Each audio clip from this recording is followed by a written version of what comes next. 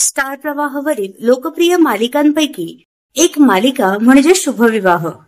अभिनेता यशोमन आपटे व अभिनेत्री मधुरा देशपांडे यांची प्रमुख भूमिका असलेली ही मालिका प्रेक्षकांच्या चांगलीच पसंतीस उतरली आहे. अशातच शुभविवाह मालिकेतून अचानक एका महत्वपूर्ण अभिनेत्याची एक्झिट झाली आहे. तर हा अभिनेता आहे मालिकेतील अभिजितची भूमिका साकारणारा कलाकार अभिजित श्वेतचंद्र. मात्र त्याने मालिका का सोडली याबाबत अद्याप कोणतीही माहिती समोर आली नाहीये. आता मालिकेत त्याची ही भूमिका लग्नाची बेडी फेम अभिनेता सिद्धेश प्रभाकर हा साकारणार आहे. सोबतच तो झी मराठीवरील पुन्हा कर्तव्य आहे या मालिकेत देखील झळकतोय.